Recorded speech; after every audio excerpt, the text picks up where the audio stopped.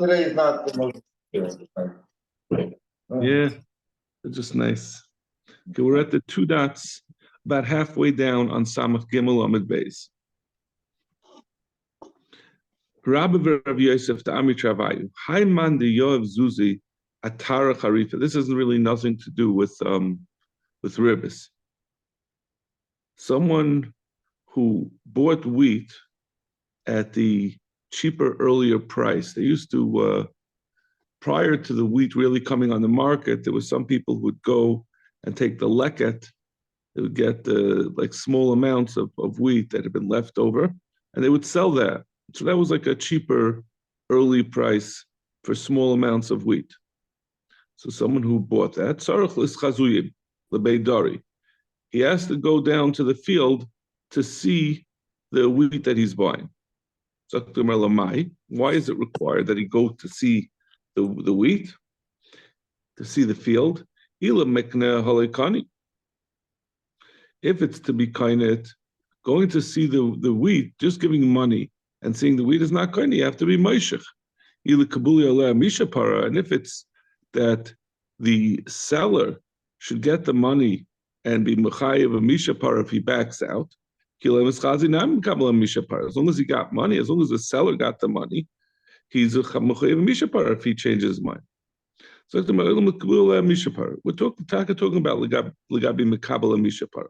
Mandi yov zuzi atar charifa lebei trei tlasa yov.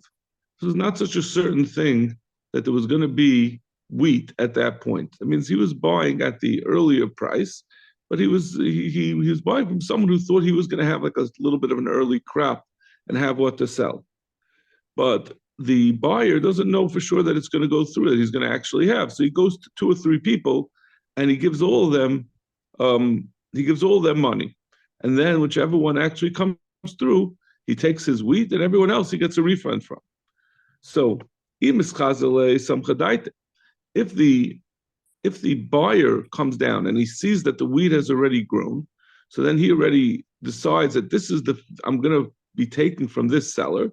So then he's saimach das, and it makes it then it's the seller really believes when he gets the money that he's going to actually go through with the deal, and therefore he's saimach das, and there's a mishpar. But if the buyer did not come down to the field and see the wheat had already grown, then the seller could say, I shouldn't be mechayev in a mishapar if I back out, because I thought you went with one of your other options, and the money you gave me, I was going to have to return. Now that you say it's al smichas das, doesn't have to be specifically that he went down to the field.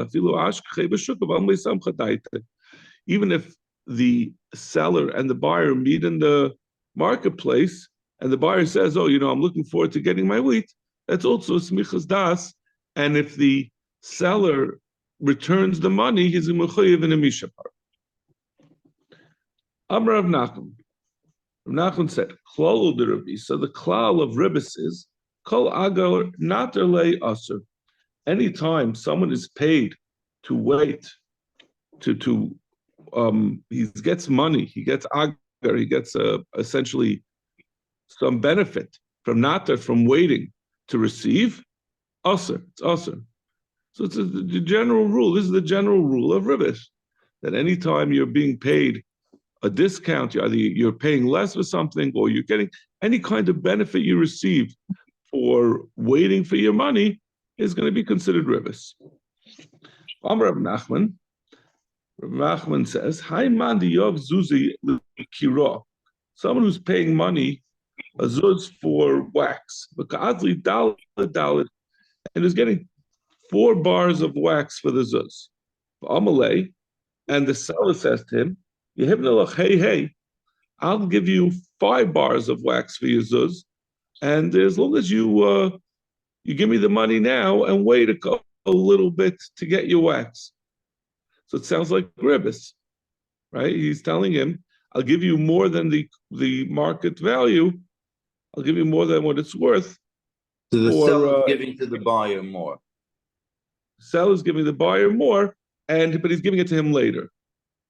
So he's basically giving him money he's paying him for allowing him to have the money for some time. So as we said, an exception to the rule that a Ford contract for more than the amount is worth is considered ribis is if the yeshloi, if he has it in his possession, if the seller has it in his possession, so we look at it as if it's already by the buyer. So isna gabe shari, less gabe asr. If it's by him, it's mutter. But if the seller doesn't have in his possession the wax, then it's asr. It's a Ford contract. It's a psika leperis. So pshita. We already learned this. We know this rule. So that it's asr. It's like ashroi b'masa. We're talking about where the seller, the person selling the wax, he's a storekeeper. He has already an order in. He's already paid for his wax, and the wholesaler of wax has it, but it just hasn't been delivered yet. Keeping the islay ashroi b'masa, since he has an order in that to get his wax, it's similar to what we say that if someone has the article in his possession, but he's just waiting for his son to bring it to him, or until I find the key, which we say on all those, it's considered as if it's yeshlai. Those are not just because he's not able to access it right now, but it's in his rishus. He can't access it. It's considered like it's his. Legabi, the din of yeshlai, to make an exception from the rule that a Ford contract is considered ribis. Kamash malon, even the mechsuri gavaina, we say this is different. Even since he hasn't actually gotten the wax in the first place, he's still in the rishus of the wholesaler.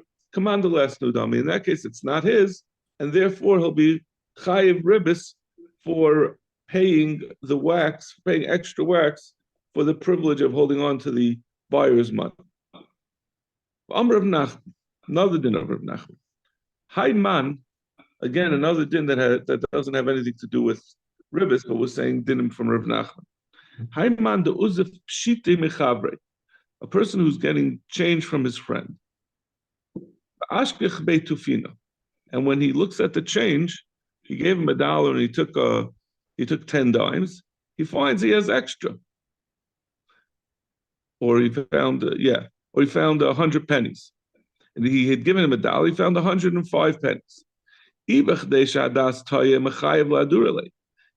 it's an amount that a person would normally make a mistake, he has to return it. But if it's not such an amount, then it's considered, you have to assume that the person gave it to you extra. What does this mean? An amount that a person will make a mistake.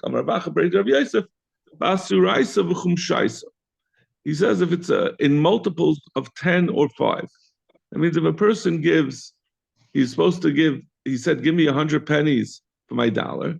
So if he gives him 105 or 110, that's an amount that a person would make a mistake. People often count by 5s or by 10s. So we just counted an extra 5 or an extra 10. Right? Sometimes when you're counting out, you have to count out, $3,000. So you do one pile of 10 hundredths, another pile of 10 hundredths, third pile of 10 hundredths. But if it's 103, that's not a mistake that a person would make in counting out, and therefore you assume he gave it as like a tip or as a matak.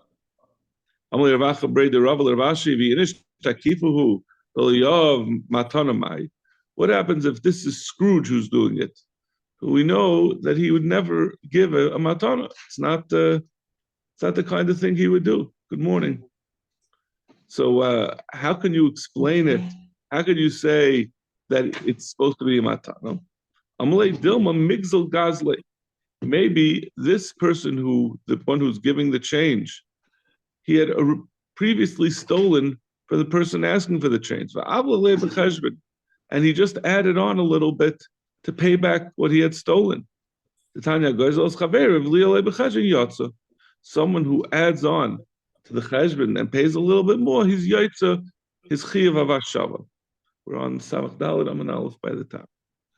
So therefore you could still assume that it's not a matana, but it's a payback, even though this is not a generous person. He says, what if it's somebody you never had anything to do with? So there's no reason I assume the Geneva we're talking about is not that he went into your house. It means he ripped you off in some previous transaction. What if it's somebody that you never met before? So how could you say that there was some Geneva and that's what you credit this extra money from? Amalei Dilma in the Gazli says maybe it's somebody that you do know who had stolen from you. Amalei and the person who he had stolen from gave some money to this guy and said try to get it over to him, and that's what we assume happened. Amar of Kahan, new topic. Haviyasivna b'shili pirki de Rav. I was sitting by Rav when he was saying his shir. The Shamatik Amar Kari Kari. I heard him saying gourds gourds. He came at the end of the shir. He came at 6:58. And I hear him saying gourds. Well, yeah, that on my Kamar. I didn't know what he was saying. Also, the Kam Rav, after Rav left, Amilhu, my Kari Kari, what was he saying? Kam Rav. Amli Hachi Kam Rav. Hai man the Yov Zuzi Leginoi Akari. Someone who paid money to a gardener to buy from him gourds. And he was supposed to get 10 small gourds for his zuz. I'll tell you, I'll make a deal with you. I'm supposed to give you 10 small gourds for a zuz. I'll give you 10 large gourds. But you just have to wait a little bit. You'll get them in a month. So we say, Isnahu shari, lesnahu asa.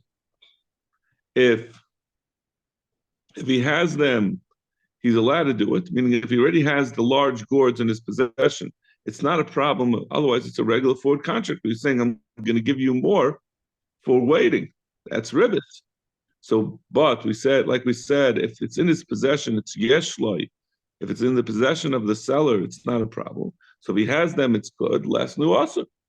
This is a classic din of a forward contract where a buyer agrees to wait and he'll get more in the future that it's asa. Als ribis. So Gemara Maldetema, Kima de Mela Karabu. Since this person, he has the small gourds, and they're just going to grow in the meantime, and they're going to grow on their own. So Shapidami, it's as if he has it already in his possession. Kamash Malan, that not. Kamash Malan, that it's not enough. You have to actually have it in your possession, where you could say that it already belongs to the buyer. But in this case, since he doesn't have large gourds at this time, it's not considered that he has. Come on, who is this like Kiatana, the Tanya? Halich lachlef as Ezav, ligzes as Rechelov, lirdus as Kavaros, someone who went to milk his goats, or to shear his sheep, or to scrape the honey from his beehives, from his honeycombs. So this is a guy who that's what his business, a farmer. Matzu chaver, and as he was on his way to go do his work and get these different profits from his animals, he found his friend. He said to him, I'm willing to sell you whatever I get from milking the goat, or whatever my sheep, whatever I'm able to shear from the sheep is sold to you. Whatever honey I'm able to get from the honeycombs is sold to you. Mutter. That's all mutter. Because in that case, he doesn't know how much it's going to be. It could be more, it could be less. So he's making a sale, but it's not a forward contract for a larger amount in the future because it has both the upside and the downside. Doesn't know how much is going to come out. Avalam amalei masha, easy, as Rashi say. Mutter, shari kibbel love hafsid uschar. There's both hafsid and schar. This is much more like an equity interest. Even if he gets more than the money is worth, you have a bottom b'damim, not me have a shakli. It would have taken even if it was less.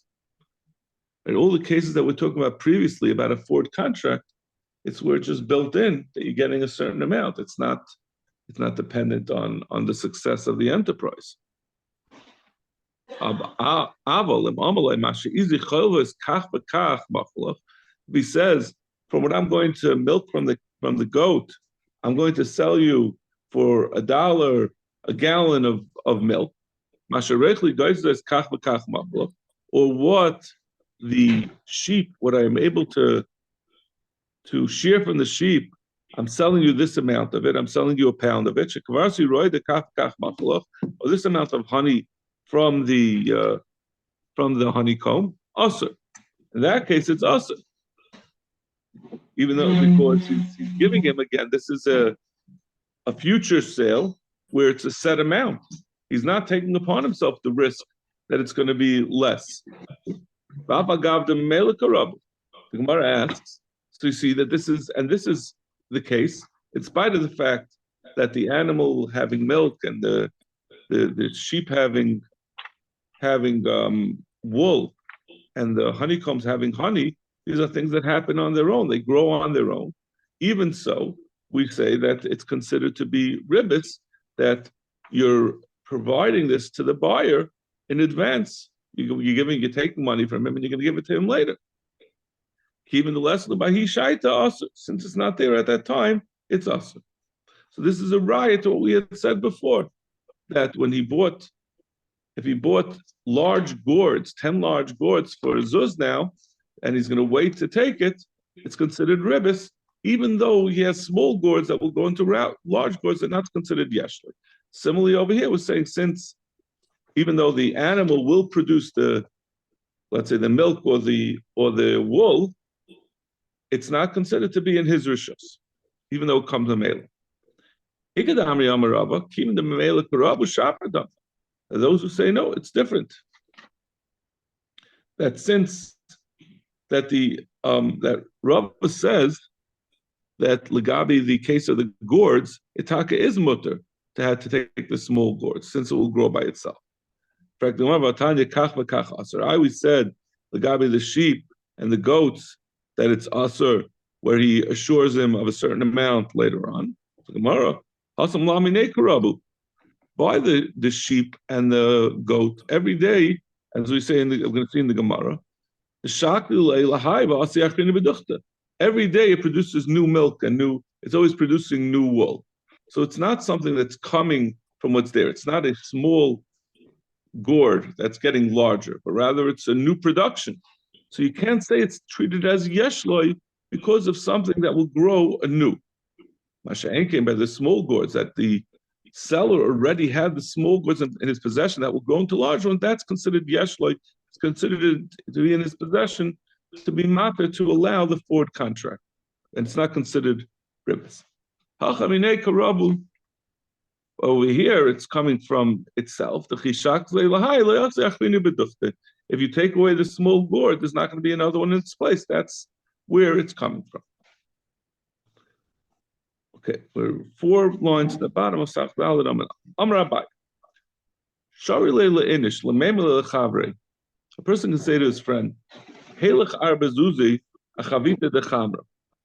Here, take these 4 zuz for this barrel of wine. And what's the deal?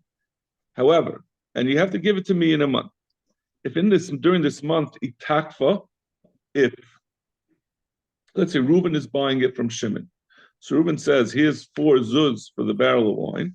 And Reuben says to Shimon, itakfa bershusech. If the wine goes bad during this month, you have the downside. You have to give me back my 4 zuz. You're not, I'm not taking upon myself, I'm not buying it from now, because you, Shimon, still have the responsibility. If it goes bad, it's you're going to lose the sale, and it's your wine that went bad. You have to give me back the money. However, if it goes up in value or goes down in value, Bershusi, Reuben, the purchaser, says, then I'm taking upon myself. That means even if it's going to be worth 10 zuz at the end of the month, you still have to give me the barrel. And even if it's worth only 2 zuz at the end of the month, I have to still take the barrel. It's still a sale. So you could see how in some ways this is like ribis, in some ways not. To the extent, obviously, whenever someone takes an equity interest, when someone has something that he's taking upon, that I'm going to have all the upside and the downside, that's where you're like purchasing something now, you already have the upside and the downside. That's not ribis. But to the extent that you're protected on downside and you only get upside, that's more like ribis. That's more like an assured payment, right? There's always the indicia of debt versus equity. You just buy the stock, but the stock bottoms out, then you can return it. Right. I read the stock. Well, I read the stock. Like if the stock goes bankrupt, let's say, I could return it. Right. But other than that, I'm leaving it at the market price. It's already on me. Right. That's how I had to always right. You're becoming an owner as opposed to just having rights to get paid. It's a little different because you're expecting the seller to take care. They want to make sure. I guess this at that time, there was some just risk that it would go bad, whatever you did. Of course, this was the market price. Yeah, let's say for so regular market. It wasn't like you were overpaying for this. Like, oh, it's something this added protection. So, you would overpay for it, you know? Like, exactly. So it sounds like to me almost like. But from the fact that he's protected on part of the downside, that makes it more like ribis, right? Because part of the market value, right, for sure, has built in that you're taking a risk that you want to go bad. Mm-hmm. So if you look at it economically, he's getting a benefit. So Amli Rashabi Labaya, I carve l'schar v'rachak l'hefsidu. That's taka. This should be considered as ribis because it's closer. It means that he makes it more likely that he's going to have profit, and it's harder for him to have a hefsid. Because like we said, it's priced into the value. There's a possibility of it going bad. And he's taken away that part of the downside. And he keeps all of the upside. If it goes up, he still gets it. No. He answered him back, no, that's not the case. Since in the end, the purchaser has accepted, if it goes down in value, that's sufficient exposure to downsides that it's still not considered ribis. It's still considered to be equity because I guess it depends on like you were saying, how likely is this possibility that it's going to go bad? If it's a very remote possibility, so generally what he has here is an equity interest. Since he's taking both the upside and the downside of the market value, the possibility of it going bad is not consequential as far as determining whether it's treated as a ribis. You wouldn't say it's ribis because he has a protection from downside for an inconsequential or an unlikely event. Because if it's inconsequential, or is it because if it's actually, it's not like ribis k'tzutza. I mean, it's not set. Well, we're talking about the Rabbanan anyway. This whole thing of buying something, a forward contract, is not a deraisa. It's only by a loan. So it could be even not k'tzutza.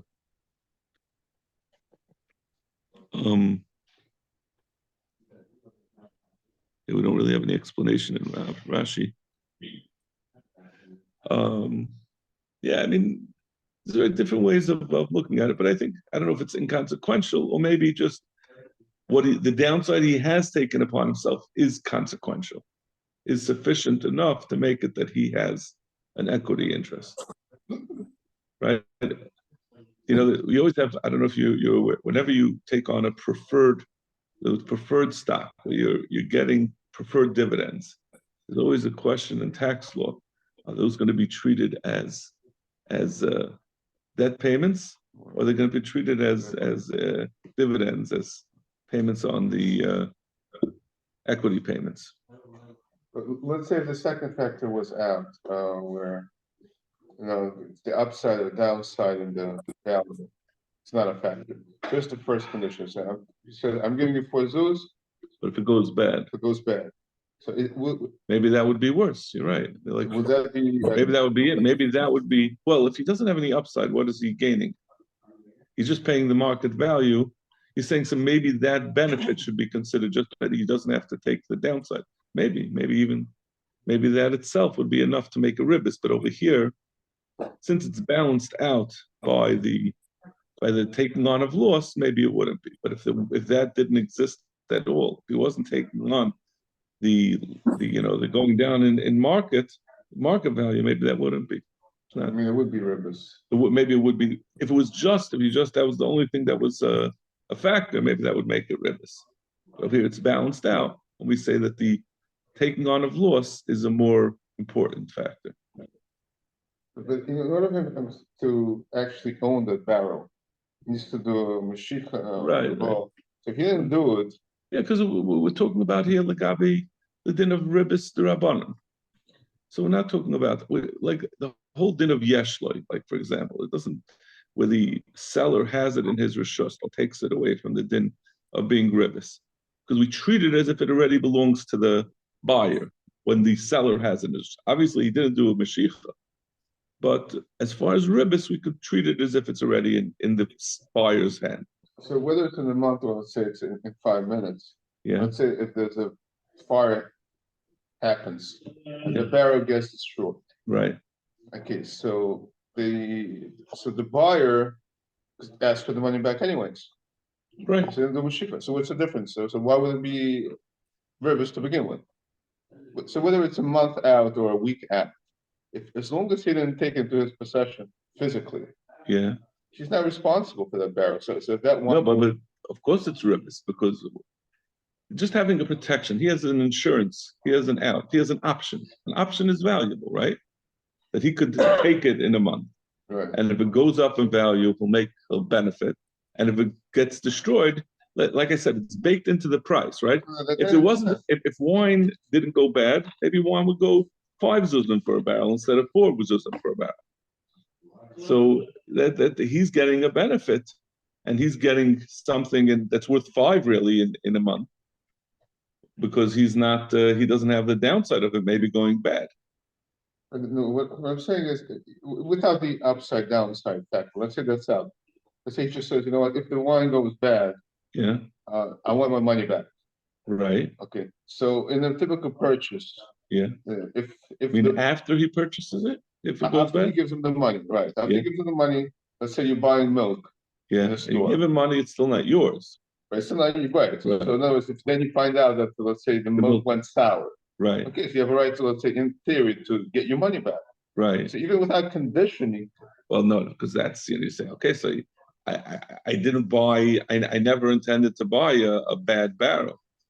Right. I never intended to buy. That's where he's not buying a specific bottle of milk. There's like 10 bottles of milk in the thing. He's buying a specific barrel. or you could say it's a mekach tois. I thought it was going to be, but this is not a mekach tois, because he's saying you have to give me this specific barrel. It's only this barrel that I'm buying, and a barrel does go bad eventually. So you don't know if it's going to be in a week or a year, but you already bought this barrel. If you were to give it to you now, and it goes bad a week later, obviously you wouldn't be able to go back and get a refund. Right. So there's some value in that.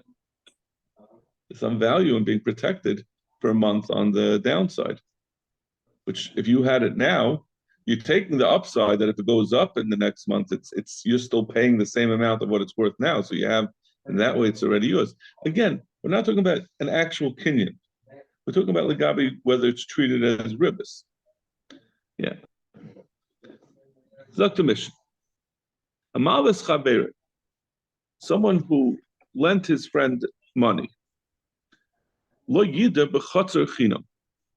He can't live in his. The lender cannot live in the chatzar of the borrower for free. He can't say, "Oh, I heard you have an apartment in Israel. I'll be in Israel next month. Can I stay in it for 2 weeks? $10,000. As he's lending him money. Hey, I lent you $10,000. I haven't mentioned it to you, but in the meantime, can I borrow your apartment? Well, Yiska mimenu with pachas, and he can't even rent it for him. I'll say, I know you usually rent it out for $5,000 a week. I'll pay you $500. These are all obviously things that he's getting, that the lender is getting in return for lending him money. Amr Rav Yosef bar Menyumi, Amr Rav Nachman. Avo pisha Amru, hador b'chotzer chaveri shalem midaitei, einay tzarich lahalas leischar. we said this is the classic case of zen and of chaser. If someone lives in another person's property that he, as we explained in the Gemara, we had this back in Bava, that if you live in someone's property that he does not intend to rent out, and you are a person that you're not looking to rent, you're just you're saying if it's free, I might as well I'm passing by, I'd like to stop in there for a day. If you mean, I think what it means is if you wouldn't get it for free, you wouldn't pay rent for it. So the din is that Zan and Vizalei Chaser, he doesn't have to pay him rent. So even though that's the case, he'll pay you if you had if Shimon had lent money to Reuven cannot b'dar b'chatzera, and Reuven wants to live in his property, he must pay him. So Gemara, my kamashmal, what are you telling me? Tnina, that's what our Mishnah said. Ribis.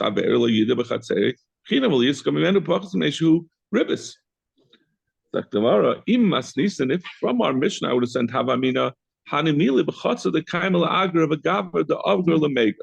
Maybe our Mishnah is only talking about not the case of Zen and of his Elichaser, which is talking about a person who wasn't intending to rent out his apartment. It's not talking about his part of his portfolio of rental apartments that he has in East New York that you want to take from him without paying for it. But it's talking about his vacation home that he doesn't usually use. So our Mishnah would be talking about Chatzah the Kaimel Agra, where the owner does intend to rent it out. So therefore, it's a real loss to the borrower that he's giving it for free to this lender, gritting his teeth the whole time. And when the lender is someone who would pay for a hotel if he didn't get it. But I might think, if not for Rav Yosef Bar Minyumi, I would think if it's a Zen and of his Eli Chaser, that's not a problem for the borrower to give the benefit to the lender and let him stay in his property rent-free. Kamash Malon, no. What's the Kamash Malon? That means in the end, it looks like, even though it's a Zen and of his Eli Chaser, the lender is getting something that he would be able to take for free without paying for it, because the borrower is not losing anything, but it looks like ribis. Obviously, it has a bad look to us. We have often throughout the Ezu Neshech, it's something that looks like ribis is also. So this does not look good, that you lent the guy money, and now he's letting you use his property for free. Even though, if there was no lending going on, if there was no loan here, you would be entitled to go into his property and use his apartment and not pay him, because it's a senen of his elichas. Ikadami, Amr of Yosef Bar Minyumi, Amr of Nachman. Av bisha Amr adar b'chatz chaver shalom midaite, ein it tzarich lahalas lischar. Even though generally the rule is senen of his elichas is potter, you don't have to pay, and therefore you wouldn't have to provide rent. Hilveini v'dar b'chatzeri. But if someone said, if Reuven said to Shimon, lend me money, and then you could stay in my chotzer, then Shimon is clearly going to have to pay him rent. That's very blatant what they're doing.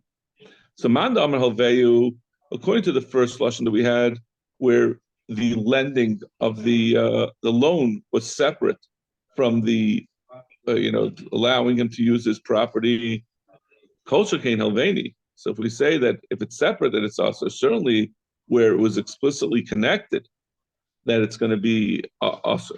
But the one who said it's only the Helveni, but if they were not connected, that's not going to be also. My time, since the loan was not made with the borrowing of the property, they were not linked. Less lumba, it's not a problem. It's not Metzia Karips. I guess it's such a vapor over here that we're making this not from enough. I don't understand it otherwise. Well, like we said, we're talking about the case of Zen and Chasser. So something that you could, if there was no loan, the lender could have walked into the property and used it. Right. So we're saying it looks like ribis if the two things are not linked. If you lent him money a month ago, and then now he says, "Oh, I have a bungalow. If you want to use it, you could use it."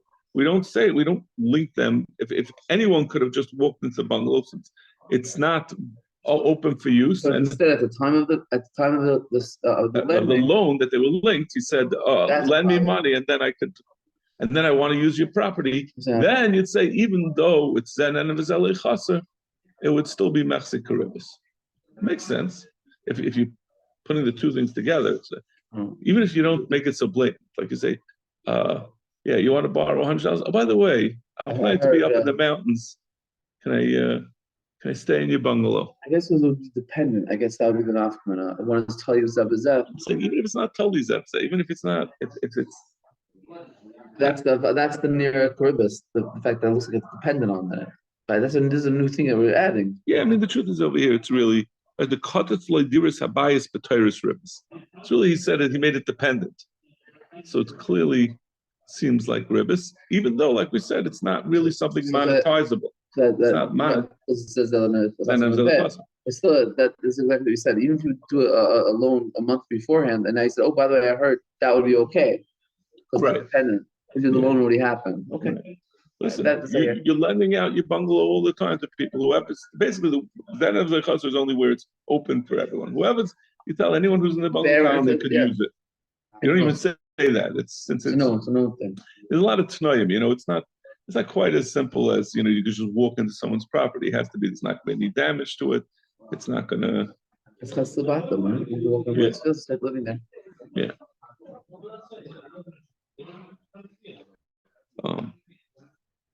Rabbi Yosef Bar Chama Tokaf Avdi the Inshi the Masik Buzuzi.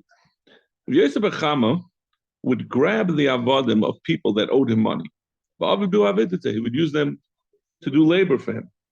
It sounds very much like ribis, right? How can you take someone's eved? He owes you $100 and you take his eved. Amli Rava Bray, Rava, his son said to Rabbi Yosef Bar Chama. No, this wasn't the exchange. This is where people owed him money, and he was like waiting for the money. In the meantime, he would just grab a slave. He said, grab a slave and make use of it. He said, how could you do this? My tama, but marhachi. How could you do that? It sounds exactly like ribis. You're taking a benefit for yourself. Amli anokar of Nachman spherically. I hold like Rav Nachman. Rav Nachman avdenuhum kreisolei shavi. Nachman says, I mean, the Gemara explains it a little bit more. He was only taking it at the times that the Eved wasn't working for its other. And he says, having an Eved just sitting around not doing anything, all he does is fill up his belly. He just keeps taking food from the owner, and he's not providing a benefit to the owner at that time, right? The owner has 2 hours of work from him, the rest of the day he just eats. So I would take him. He said, I'm taking him to do a favor for the owner because I'm feeding him in the meantime. It's not worth having him sitting around for the owner, not doing anything and feeding him. So I'll have him work. He said it was like a zen and a v'zelei chaser. Then it's ever. He doesn't have to do it to the guy who owes the money. He can do it to any ever in the shop. Right. Yeah. I think is that what his answer is? Meaning, I'm happy to do it from a guy who owes me money, but no shaykh that comes to anyone's. Yeah. You see, you guys on the corner of 18th Avenue, like all of them, everyone's just sitting there doing nothing. The extra jobs, you could just take them and feed them. Right. It's not like it's right. It's not only mutter because he owed him money. So it only makes it worse because he owes him money. Maybe in the case of someone who owes him money, it would be us.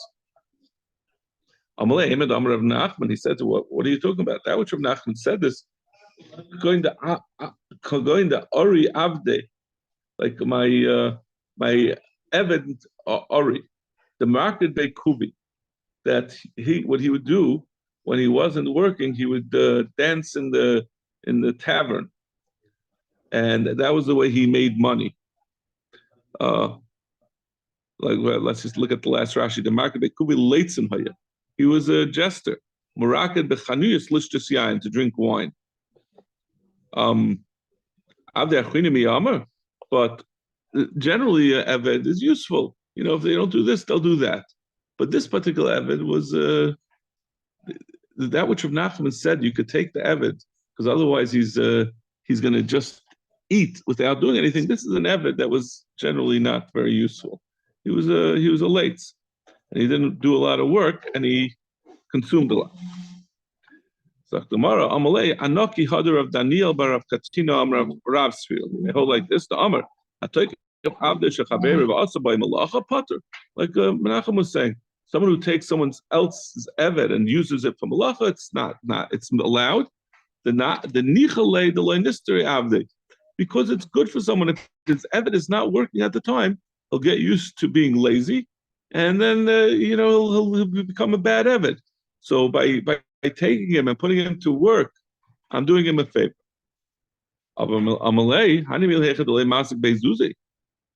He said to him, that's only where there's no loan. That's okay. You could talk like you could do it stamazay from an eved. But where you have a loan with the owner of this eved, in this case, it should be mechzikuribus.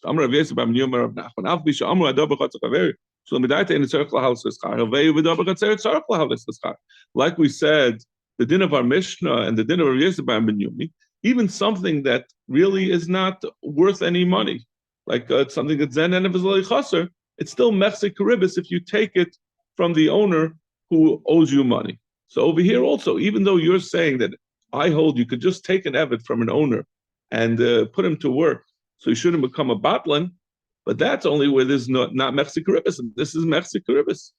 Amalei Hadribi, he said, Einachanami, you're right, I shouldn't have done it. It was a mistake. I shouldn't, it is mechzikuribus. Abarabai, Haiman the Masik Zuzi, the Ribsei Bechabri. Now we're going to be talking about a slightly different din. The din of somebody, like we said all the way back in the beginning of the parak, that when someone borrows with ribis da'iraisa, the ribis, the bezdin takes it away. But the chachamim say that you have to pay back. The bezdin is going to go take the ribis away and give it back to the borrower.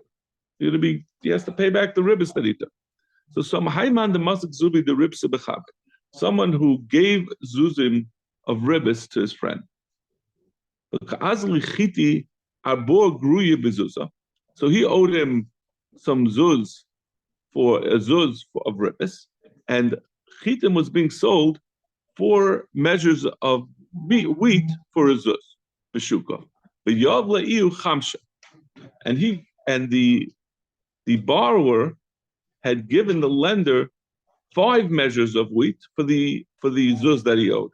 It was going the wheat was going 4 measures for a zuz, and the borrower, instead of paying cash of a zuz, he paid him 5 measures of wheat instead of the zuz. So kimafkinamine. So now we're going to go back to the lender and take away the ribis that he received. Abba mafkinamine. We say he only has to pay back 4 zuzim, 4 measures of wheat. And that which the borrower had given him 5, that was he gave him a discount. He offered, he only owed him 1 zuz. 1 zuz is worth 4 measures of wheat. He gave him an extra measure of wheat. That was just, he gave him a good deal. It was you look at it almost like a sale linked to a sale and a paying of ribs. I owe you 1 zuz of ribis. Instead of paying you 1 zuz, I gave you a better price for. I took your zuz that I owed you, and I sold you wheat. The going price was 4, and I gave it to you for 5. I gave you 5, so I don't really have to pay back. That the lender doesn't have to pay that extra 5. That extra measure of wheat was just a discount. He gave him extra wheat. What do you have to return? What he has to. The zuz was ribis, so the lender has to give back the ribis. But what's the buyer saying? This deal that he had given him a better deal. He owed him a zuz, right, of ribis. Reuven owed Shimon a zuz of ribis, and he said, instead of giving you 1 zuz, I'm giving you wheat. But I'm giving you wheat. I'm even giving you a great deal of wheat. Instead of giving you 4 pieces of wheat, I'm giving you 5 pieces of wheat. So now the Chum say the Bezdin comes and say you got to return the ribis. Say only the 4 measures of wheat are ribis. The other thing is just a great deal that I gave you. Matana deal, however you want to put it.